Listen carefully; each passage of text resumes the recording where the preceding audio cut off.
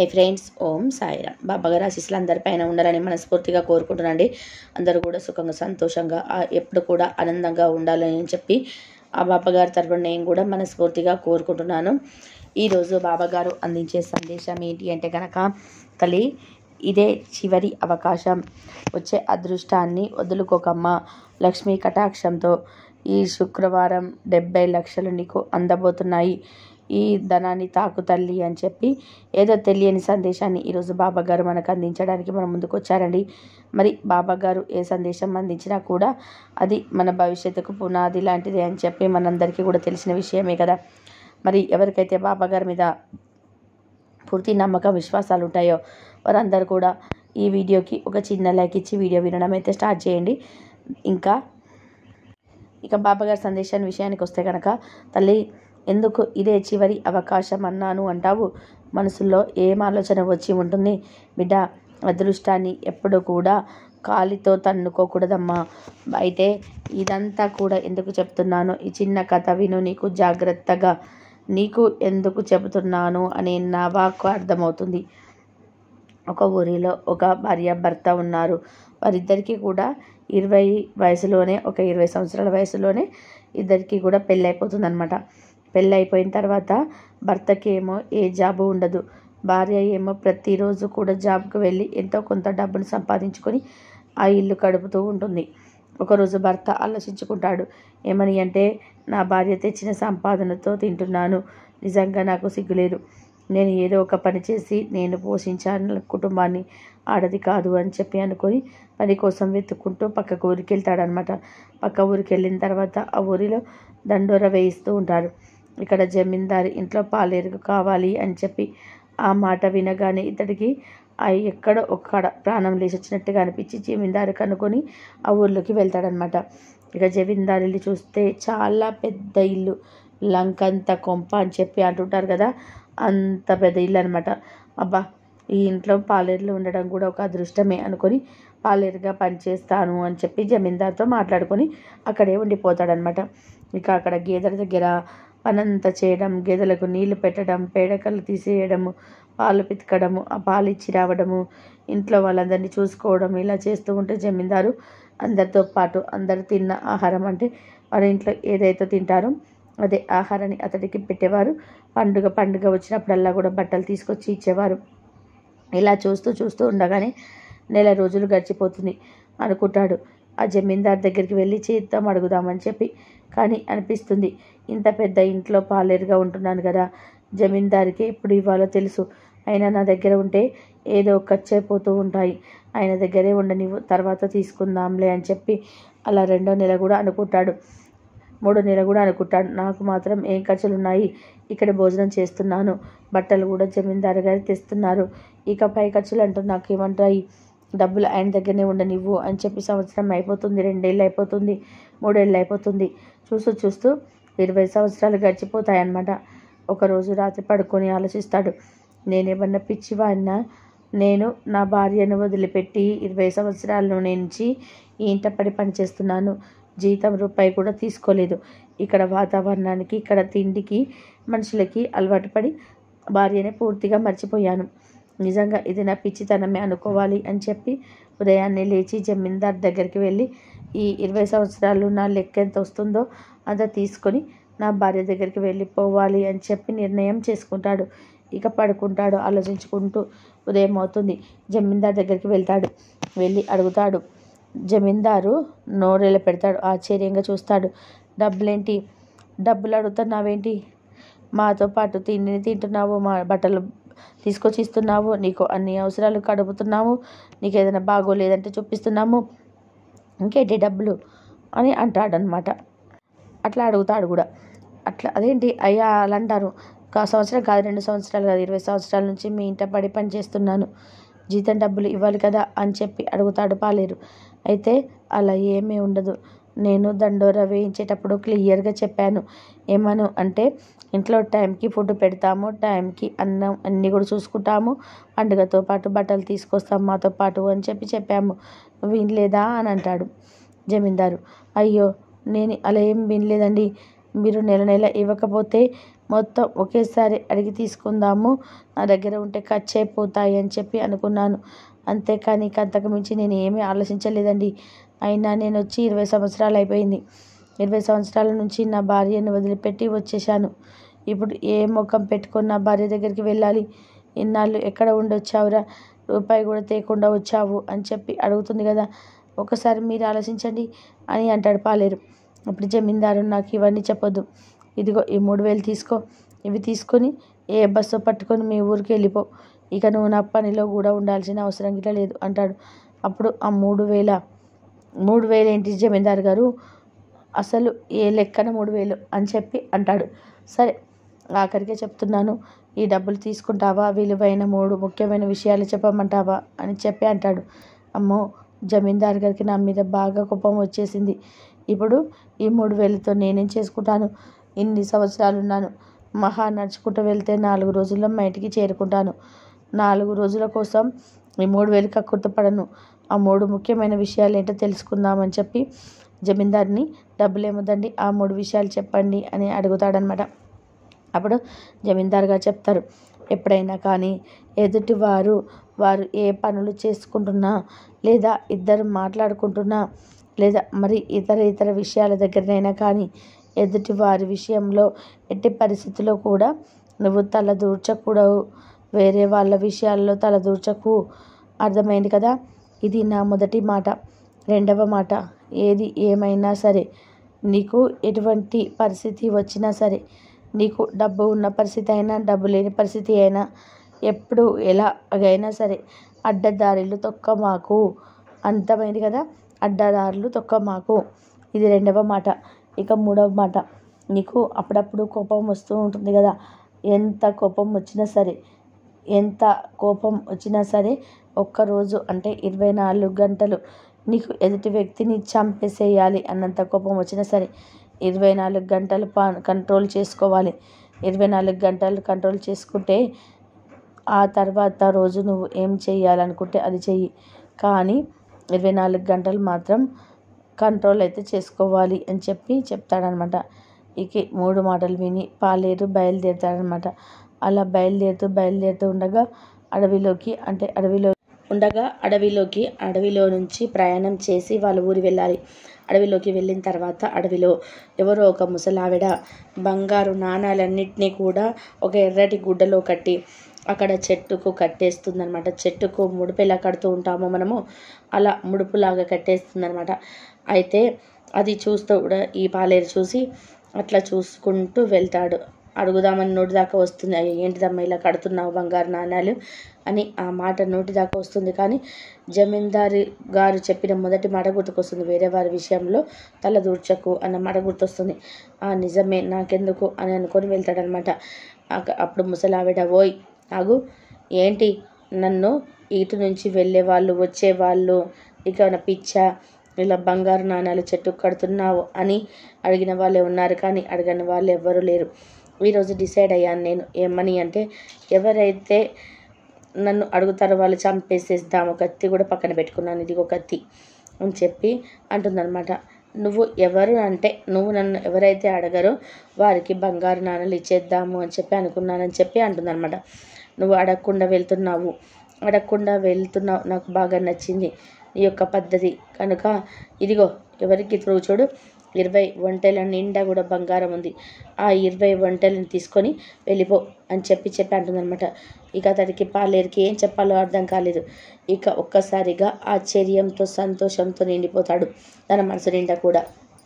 ఆ ఒంటెల్ని తీసుకొని 20 ఒంటెల్ని ఎందుకు ఏమిటి అని ప్రశ్నించకుండా తీసుకొని వెళ్ళిపోతాడు. ఆ 20 ఒంటెల నిండా మూటల్లో బంగారు నాణాలు ఉన్నాయి. చాలా సంతోషం వేస్తుంది. అబ్బా, ఈ డబ్బులు తీసుకొని వెళ్తే, ఈ నాణాలు తీసుకొని వెళ్తే నా భార్య నన్ను నెత్తిలో పెట్టుకొని చూసుకుంటుంది అని చెప్పి అనుకుంటూ ఆ యొక్క ఒంటెలతో పాటు వెళ్తాడనమాట. కొంచెం దూరం వెళ్ళిన తర్వాత ఆ 20 ఒంటెలతో పాటు ఒక్కొక్కరు మరొక 20 ఒంటెలతో అక్కడ 2 వ్యక్తులు కనిపించారు. అంటే మొత్తం కూడా 40 ఒంటెలు, ఇతని దగ్గర 20 ఒంటెలు అనమాట. 40 ఒంటెలు తీసుకొని ఇద్దరు వ్యక్తులు అతనిలో కలుస్తారు. ఓయ్, నువ్వు కూడా మాలాగా ఒంటెలు తీసుకొని వెళ్తున్నావు, ఈ బంగారం అమ్మడానికి మేము పక్క ఊరికి వెళ్తున్నాం, నువ్వు వస్తావా మాతో పాటు అని చెప్పి అడుగుతారు పాలేరుని. అప్పుడు పాలేరు కూడా సరే నేను కూడా వస్తాను, ఈ యొక్క బంగారు నాణ్యాలు తీసుకొని వెళ్తే మా ఆవిడ కూడా మాత్రం ఏం చేసుకుంటుంది, అదే డబ్బు రూపంలో తీసుకొని వెళ్తే మేము ఆనందంగా గడపవచ్చు అని చెప్పి అమ్ముదామని చెప్పి అనుకుంటాడనమాట. ఇక పక్క ఊరికి వెళ్ళే దారిలో అతడికి కొంచెం దూరం వెళ్ళిన తర్వాత చీకటి పడిపోతుంది. ఆ ఇద్దరు ఏమంటారు అంటే, ఈ రాత్రికి మనం పక్కనే ఒక హోటల్ ఉంది, ఆ హోటల్లో ముక్క చెక్క తినవచ్చు, ఒక అమ్మాయితో డ్యాన్స్ కూడా చేవేస్తారు, గానా బజానా చేసుకోవచ్చు, సంతోషంగా ఎంజాయ్ చేద్దాం, హోటల్కి వెళ్దాం, వస్తావా అని చెప్పి అడుగుతాడనమాట. అప్పుడు రాజుగారు అంటే జమీందారు గారు చెప్పిన రెండవ మాట గుర్తుకొస్తుంది. ఏది ఏమైనా కానీ అడ్డదారులు తొక్కబుక్కు అనే మాట గుర్తుకొస్తుంది అనమాట. నేను రానండి, మీరు వెళ్ళండి, మీకు అవసరం కాబట్టి మీరు వెళ్ళండి, నాకు ఆకలిగా ఏమీ అనిపించటం లేదు, ఏ గాన భజానా కూడా నేను చూడాలన్న ఉద్దేశం నాకు లేదు, కనుక నేను రాను అని చెప్పి చెప్పేస్తాడనమాట. అప్పుడు ఆ ఇద్దరు ఏమంటారంటే, సరే మా ఇద్దరిని సరి ఒక 20 ఒంటెలు అంటే మొత్తం 40 ఒంటెలు, ఈ 40 ఒంటెలు కూడా నీ ఒంటెలతో పాటు తీసుకొని వెళ్ళు, తెల్లవారులోపు మేమిద్దరం వచ్చేసి మీదిలో కలుస్తాము అని చెప్పి అక్కడి నుంచి వెళ్ళిపోతాడనమాట. అలా వెళ్ళిన వారికి దారిలో దొంగలు కనిపిస్తారు. ఆ దొంగలు వీరి యొక్క బంగారము, బ్రాస్లెట్, చెవి ఉంగరాలు ఇవన్నీ కూడా దోచుకొని ఆ ఇద్దరిని కూడా చంపేస్తారనమాట. ఇక ఆ పక్కన హోటల్ నుంచి వస్తూ ఒక వ్యక్తి ఈ దారుణాన్ని చూసి ఇతడికి పాలేరుకి వచ్చి చెప్తారనమాట. అయ్యా, అక్కడ ఎవరో ఇద్దరు వ్యక్తులని చంపేసి పడేసి ఉన్నారు, తను చూస్తూ ఉంటే మీ వాళ్ళలాగానే ఉన్నారు, ఈ ఒంటెలు వాళ్ళేనేమో అని చెప్పి అంటాడనమాట. అవునండి, ఈ ఒంటెలు వాళ్ళే, వాళ్ళు మా వాళ్ళే, ఈ ఒంటెలు నేను జాగ్రత్త తీసుకొని వెళ్తాను అని చెప్పి చెప్తాడనమాట. ఇక అతడికి సంతోషం ఒక పక్కన, బాధ ఒక పక్కన. అయ్యో, తోటి వచ్చిన వాళ్ళు చనిపోయారే అని చెప్పి, అయ్యో పోతేలే, ఈ 20, 40 ఒంటెలు వచ్చాయి కదా, మొత్తం 60 ఒంటెలు అయ్యాయి కదా అని చెప్పి ఇంకా సంతోషంతో భార్య ఉన్న ఊరి వైపు ప్రయాణిస్తాడనమాట. ఇక అలా వెళ్తూ ఉండగా ఊరు రానే వచ్చింది. భార్య ఇంటి దగ్గరికి వెళ్తాడు. ఇక అక్కడ వెళ్ళేసరికి బాగా చీకటి పడిపోయి ఉంటుందన్నమాట. తలుపు టక్ టక్ అని కొట్టేతాడు. భార్య లోపల నుంచి బయటకి వస్తుంది. ఇతడు బాగా యవ్వన వయసులో ఉన్నప్పుడు, 20 సంవత్సరాల వయసులో ఉన్నప్పుడు ఇంటి నుంచి వెళ్ళిపోయాడు. ఇప్పుడు 40 సంవత్సరాలు వచ్చాయి అంటే 20+20 సంవత్సరాలు పార్లర్గా ఉన్నాడు కదా, మొత్తం 40 సంవత్సరాలు వచ్చాయి చూడ్డానికి. అంటే బాగా గడ్డము, ఆ జుట్టంతా పెంచుకొని ఒక పాలేరులాగా అలా ఒక రెడీ అయిపోయాడనమాట 20 సంవత్సరాలకి. భార్య గుర్తుపట్టలేకపోతుంది. సరే, నన్ను ఎటు గుర్తుపట్టలేదు కదా, ఒక ప్రాంక్ చేద్దాము నా భార్యతో అని చెప్పి అనుకొని, అమ్మా నేను పక్క ఊరు నుంచి వచ్చాను, నేను పక్క ఊరికి వెళ్ళాలి, ఇప్పుడు బాగా చీకటి పడింది కదమ్మా, నేను ఈ రాత్రికి ఇంట్లో విశ్రాంతి తీసుకుంటాను, ఇవన్నీ నా ఒంటెలు 60 ఒంటెలు, ఈ ఒంటెల్ని అక్కడ పాకాలు కట్టేసుకుంటాను, ఈ ఒక్క రాత్రి నన్ను ఇక్కడ ఉండనివ్వండి అని చెప్పి అడుగుతాడనమాట భార్యను. దానికి ఆవిడేం చెప్తుందంటే, చక్కగా మీరు ఉండొచ్చండి, కాక ఇంట్లో ప్రవేశం లేదు, ఎందుకంటే నా భర్త కూడా ఇంట్లో లేడు, కాబట్టి మీరు ఇంట్లో పాకాలో ఒంటెలతో పాటు అక్కడే ఉండండి, మీకు చాప దిండు దుప్పటి ఇస్తాను అని చెప్పి చెప్తుందనమాట. భార్య యొక్క సిన్సియారిటీకి మెచ్చుకుంటాడు. చూసావా, నా భార్య నేను ఇంట్లో లేనప్పుడు పరాయి మగవాడిని లోపలికి రానివ్వలేదు అని చెప్పి అనుకుంటాడనమాట. అనుకొని సరేనమ్మా అని చెప్పి చెప్తాడు. ఇక అతను ఆ దిండు దుప్పటి చాప తీసుకొని ఆ పశువుల పాకలోకి వెళ్ళి వంటలన్నింటినీ కూడా జాగ్రత్తగా కట్టేసుకొని అతడు ఒక పక్క వేసుకొని పడుకుంటాడనమాట. మరొక రోజు ఆ ఇంటి తలుపు టక్ టక్ టక్ అని కొడతారనమాట. చాలా అందంగా ఉంటాడు అబ్బాయి, చాలా చక్కటి యవ్వనమైన వయసులో ఉంటాడు. ఎవరు ఈ అబ్బాయి, ఎప్పుడు వచ్చి నా భార్య తలుపు కొడుతున్నాడు అని చెప్పి మనసులో అనుకుంటాడు. ఇక భార్య వచ్చి తలుపు తీస్తుంది. లోపలికి వెళ్తాడు ఆ పిల్లవాడు. ఆ యవ్వన వయసులో ఉన్న కుర్రవాడు లోపలికి వెళ్తాడు. గంట అవుతుంది రాడు, 2 గంటలు అవుతుంది రాడు, 3 గంటలు అవుతుంది రాడు, ఇదేంటబ్బా ఎంతసేపు రావడం లేదు అని చెప్పి ఇతడికి చాలా కోపం వచ్చేస్తుంది. నా భార్య పరాయి మగవాడితో ఉంటుందా అని చెప్పి అన్నంత కోపం, చంపేస్తా ఇప్పుడే అల్లి అతన్ని, నా భార్యని అనుకుంటాడు. ఇక తెల్లవారుతుంది. అంటే అనుకునేటప్పుడు ఆ జమీందార్ చెప్పిన 3వ మాట కూడా గుర్తుకొస్తుంది. ఏంటంటే గనక, ఎంత కోపం వచ్చినా కానీ 24 గంటలు కంట్రోల్ చేసుకో అనే మాట ఇప్పటి వరకు జమీందారు చెప్పిన 2 మాటలు విన్నాను. ఈ ఒక్క మాట వింటే నాకు వచ్చిన నష్టం ఏముంది? సరే చూద్దాం ఏం జరుగుతుందో అని చెప్పి తెల్లవారేదాకా ఓర్పుగా ఒక కొడవలి పట్టుకొని కూర్చుంటాడు అక్కడ. బయటికి వస్తూ, అమ్మా రాత్రి నేను పుట్టగొడుగులు తెచ్చాను, వాటిని కూర వండమ్మా. రాత్రి అతడికి ఏం మెసి పెట్టావో ఏమో, మన ఇంటికి వచ్చిన అతిథి, అతడికి ఈ భోజనం చేసి పెట్టి పంపిద్దాము అని చెప్పి అంటాడనమాట. అప్పుడు ఆ మాట అమ్మ అని చెప్పి వినగానే అతడి గుండె జల్లుమంటుందన్నమాట. ఆహా, నేను వెళ్ళేటప్పటికి నా భార్య గర్భిణీతో ఉందా? ఇప్పుడు నా భార్య అంటే నాకు కొడుకు ఇతడు. ఎంతగా తప్పుగా అపార్థం చేసుకున్నాను. ఆ కోపాన్ని కంట్రోల్ చేసుకోకపోతే బంగారం లాంటి నా కొడుకును చంపుకునేవాడిని అని చెప్పి అనుకొని ఇక నిజమంతా కూడా చెప్పేస్తాడనమాట.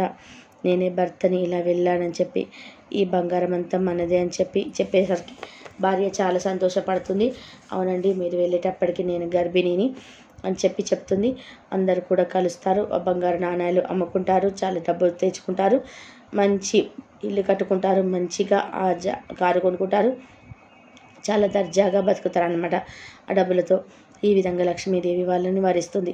అయితే ఈ కథ ద్వారా బాబాగారు చెప్పాలి అనుకుంటున్న నీతి ఏమిటంటే కనుక, బిడ్డ 20 సంవత్సరాలు ఆ ఇంట్లో పనిచేసిన అతడికి రూపాయి కూడా ఇవ్వకుండా జమీందారు పంపించేశాడు. అని మధ్యలో చూసావా లక్ష్మీదేవి ఎలా వరించిందో? అలాగే ఇప్పుడు నువ్వు పడుతున్న కష్టానికి లాభం ఏమీ లేదని చెప్పి నువ్వు అపోహపడుతున్నావు. తప్పకుండా వస్తుందమ్మా. ఆ వచ్చేది ఎలా వస్తుంది అంటే కనుక, ఒక బంపర్ ఆఫర్ నాకు తగిలిందా అన్నట్టుగా వస్తుంది తల్లి.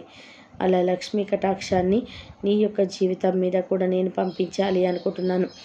70 లక్షల పైగా నువ్వు అందుకుంటావు తల్లి, ఒక్కసారిగా అందుకుంటావు. ఎలా అయితే ఆ యొక్క కథలోని వ్యక్తి ఒక్కొక్కటి దగ్గర 20 మొత్తం 60 వంటల బంగారాన్ని ఎలా తీసుకున్నాడో అదే విధానంగా నీకు కూడా ధనం వచ్చేలా చూస్తానమ్మా. కానీ అదృష్టం ఉండాలి కదా, ఆ అదృష్టాన్ని నేను నీకు గురుబలంతో కలుగజేస్తున్నాను. ఇప్పుడు పడుతున్న ఈ బాధల్ని చూసి డబ్బు లేదే అని చెప్పి కుంగిపోవద్దు తల్లి, అంతా కూడా నేనే చూసుకుంటాను. నీకు ధన కటాక్షం అనేది అందేలా చూస్తాను. నీ ఇంట ధన ద్వారాలు తెచ్చుకునేలా చూస్తాను. నీ ఇంట లక్ష్మీదేవి అడుగు పెట్టేలా చూస్తాను. నువ్వు కూడా ఈ 3 ముఖ్యమైన విషయాలు వేరే వారి విషయంలో తలదూర్చకుండా ఉండడం, నువ్వు ఎప్పుడూ కూడా ఏ పరిస్థితి వచ్చినా అడ్డదారులు తొక్కకుండా ఉండడం, ఎంత కోపం వచ్చినా 24 గంటలు కంట్రోల్ చేసుకోవడం, ఈ 3 అలవాట్లు నేర్చుకో. నీకు లక్ష్మి అనుగ్రహం ఎంత చక్కగా వస్తుంది అంటే నువ్వు కలలో కూడా ఊహించనంత ధనం నీ సొంతం అవుతుంది అని చెప్పి ఈరోజు బాబాగారు మనకు చాలా చక్కటి సందేశాన్ని అందించారు కదండి. మరి ఈ సందేశంలో ఎంతో గొప్ప ఆంతర్యం అయితే ఉంటుంది. అదేంటో మీ అందరికీ కూడా నచ్చింది, అర్థమైంది అని చెప్పేసి అనుకుంటున్నాను. ఒక్కసారిగా ఆ లక్ష్మీదేవి అనుగ్రహం మన పైన పడాలి, కానీ ఎంత కింద స్థాయిలో ఉన్నా కూడా ఒక్కసారిగా పైకి ఎదుగుతామండి. అలా ఉంటుంది లక్ష్మీ కటాక్షం అనేది. అది మనకు బాబాగారు అందించేలా చూస్తానని చెప్పి మాట ఇచ్చారంటే తప్పకుండా బాబాగారు చెప్పిన ఆ 3 విషయాలు మనకు పాటించి తీరాలి. మరి ఈరోజు ఈ సందేశంలోనే ప్రతి ఒక్కటి కూడా అందరికీ కూడా నచ్చిందని చెప్పేసి అనుకుంటున్నాను. కాబట్టి బాబాగారు చెప్పిన ప్రతి ఒక్క మాటను మనము గుర్తుపెట్టుకొని ఆ లక్ష్మీదేవి ఎలా వర్తించిందో అలాగే మనల్ని కూడా కష్టానికి మన బాధలకి లాభం ఏమీ లేదని చెప్పి నువ్వు అపోహపడుతున్నావు. తప్పకుండా వస్తుందమ్మా. ఆ వచ్చేది ఎలా వస్తుంది అంటే కనుక, ఒక బంపర్ ఆఫర్ నాకు తగిలిందా అన్నట్టుగా వస్తుంది తల్లి. అలా లక్ష్మీ కటాక్షాన్ని నీ యొక్క జీవితం మీద కూడా నేను పంపించాలి అనుకుంటున్నాను. 70 లక్షల పైగా నువ్వు అందుకుంటావు తల్లి, ఒక్కసారిగా అందుకుంటావు. ఎలాగైతే ఆ యొక్క కథలోని వ్యక్తి ఒక్కొక్కరి దగ్గర 20 మొత్తం 60 వంటల బంగారాన్ని ఎలా తీసుకున్నాడో అదే విధంగా నీకు కూడా ధనం వచ్చేలా చూస్తానమ్మా. కానీ అదృష్టం ఉండాలి కదా, ఆ అదృష్టాన్ని నేను నీకు నా గురుబలంతో కలుగజేస్తున్నాను. ఇప్పుడు పడుతున్న ఈ బాధల్ని చూసి డబ్బు లేదే అని చెప్పి కుంగిపోకు తల్లి, అంతా నేనే చూసుకుంటాను. నీకు ధన కటాక్షం అనేది అందేలా చూస్తాను. నీ ఇంట ధన ద్వారాలు తెచ్చుకునేలా చూస్తాను. నీ ఇంట లక్ష్మీదేవి అడుగు పెట్టేలా చూస్తాను అని చెప్పి బాబాగారు ఈ 3 ముఖ్యమైన విషయాలు గుర్తుపెట్టుకో అని చెప్పి ఈ వీడియోలో చాలా మంచిగా చెప్పారు కదండి. ఇదండి ఈరోజు వీడియో. ఈ వీడియో కనుక మీకు నచ్చినట్లయితే ప్లీజ్ లైక్ చేయండి, షేర్ చేయండి, సబ్స్క్రైబ్ చేయండి. మరొక మంచి వీడియోతో మళ్ళీ కలుద్దాం. అందరూ బాగుండాలి, అందరిలో మనం ఉండాలి. బాబాగారి ఆశీస్సులు అందరిపైన ఉండాలని మనస్ఫూర్తిగా కోరుకుంటున్నాను. ఓం సాయి.